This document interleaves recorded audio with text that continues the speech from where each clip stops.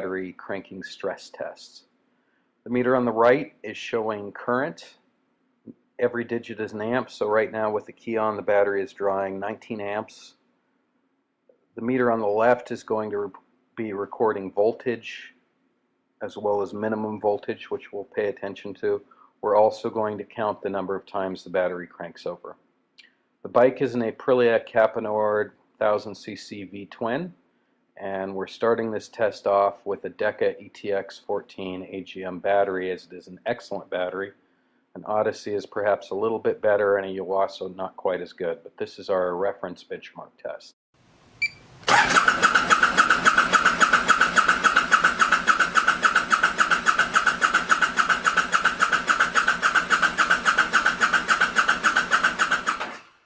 A little more about this test. The bike's set for 1 minute drawing 19 amps before we first cranked it over for 10 seconds. We're going to repeat this over and over again, waiting 1 minute and 50 seconds in between tests so the starter can cool a bit, and then cranking for 10 more seconds, and we're going to keep doing it until the battery is exhausted or I get bored. This is to simulate rough starting conditions with perhaps a bike that's not running so well. It's about as hard on a battery as you can get. And the numbers we're looking at here, 444 RPM was what the engine cranked over at, average throughout that 10-second test. That's based on slowing the video down and counting the compression strokes in a 10-second period. The minimum voltage was 10.505 volts. That's not quite as important. More is better, same with cranking speed, higher speed is better. The minimum voltage is going to be a little variable based on where we catch the engine in relation to the compression stroke when the start button is first hit.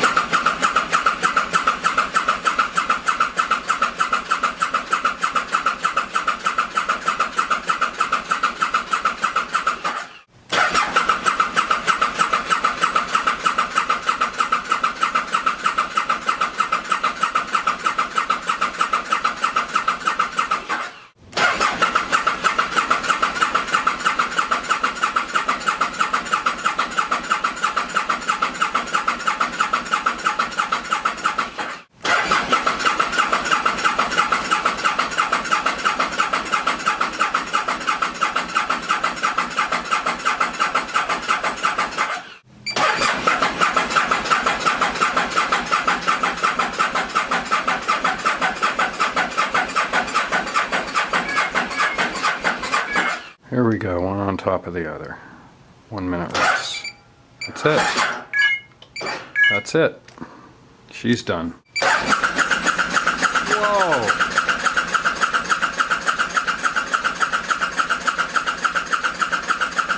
impressive crankover.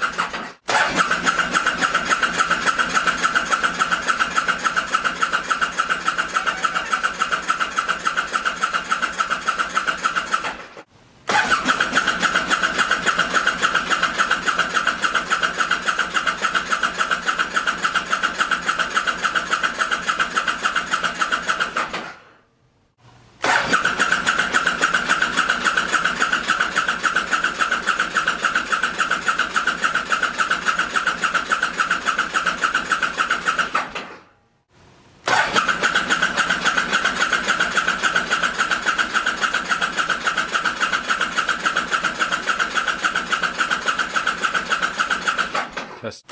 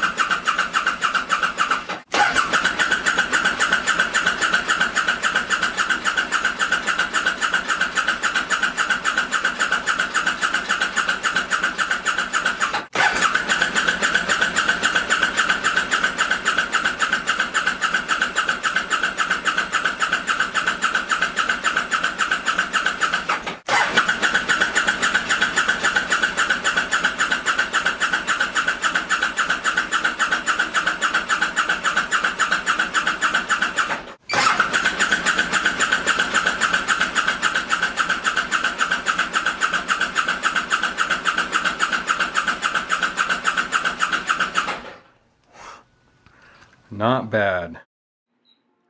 How were accurate RPMs recorded for this test?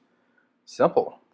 Slow the video down, wait to the 10th of a second for when the starter button is hit, and stop counting when you reach exactly 10 seconds. Exciting, just like watching paint dry.